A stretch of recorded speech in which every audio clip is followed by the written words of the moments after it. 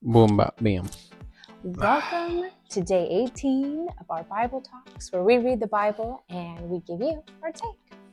So the stipulations continue with laws of justice and mercy, and the Sabbath laws applies, it says, to fields and vineyards and olive groves. It's that the Sabbath law is like you yield your crops for 6 years, and then on the 7th year, you allow your fields to go unplowed, untouched, and that the 7th day or the 7th year is sacred. It's to rest. Don't do anything. So do you think that means, like, as far as marriages go, and hit your 7 year, that's always a hurdle, as they say. Oh. Maybe you should just rest, take it easy, and ease up on each other. Maybe not have that be a year of growth. Just relax. Like, hey, just don't yell, deal with it. Yeah, like make your 7th year 100% just like Get out of jail free cards. get out of jail free cards. With obviously boundaries, but anyway, it goes on to talk about like the festivals again. So 3 of these types of festivals that you are supposed to celebrate in a year: the unleavened bread, your harvest festival, and an ingathering type festival. Any couples out there, does the husband just fall asleep unintentionally? Just me?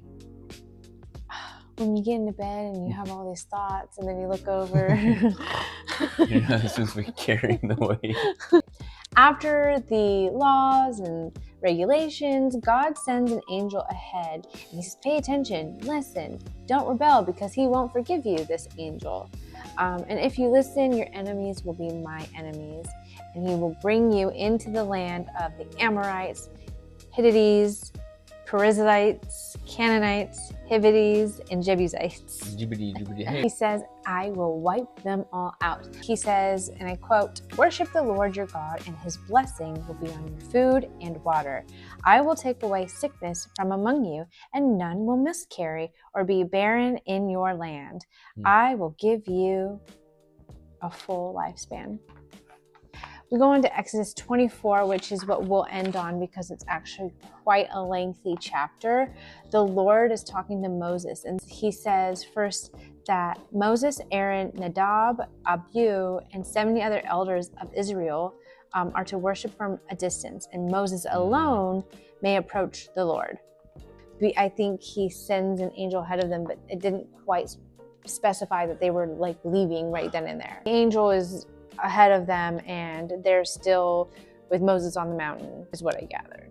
And after all of the like rules and regulations, the commandments and what have you, Moses then goes down and tells the people the Lord's words and laws. So I'm like, did he write this stuff down? Like, that's like a lot to be told. The 10 Commandments, right? So that started in Exodus 20 and we're now in 24.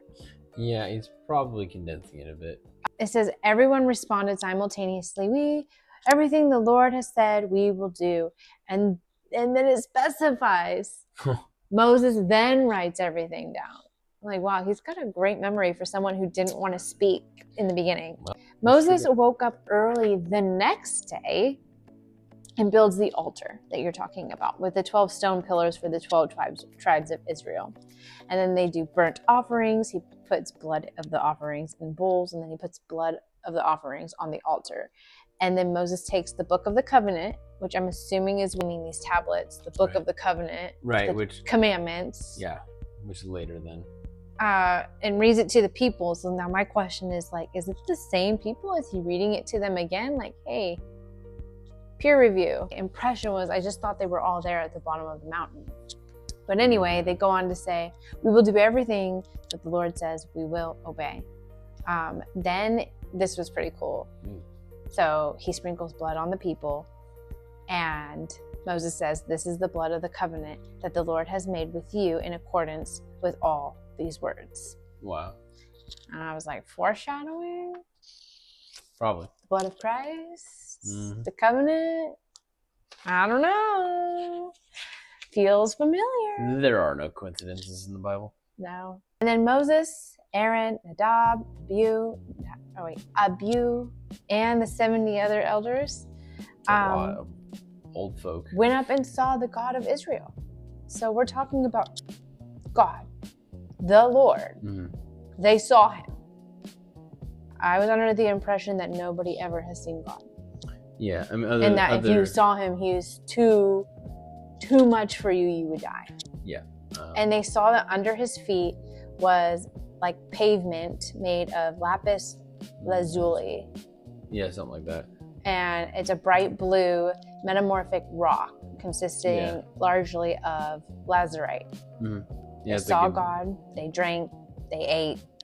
I've never heard this part of the story in the Bible, which is why we're reading this cover to cover. And the Lord says to Moses, "Come up here to me on the mountain and stay here, and I will give you the tablets of stone with the laws and commandments I have written for their instruction." Oh, joy. So I'm very confused again, because I'm thinking, didn't Moses already write this all down?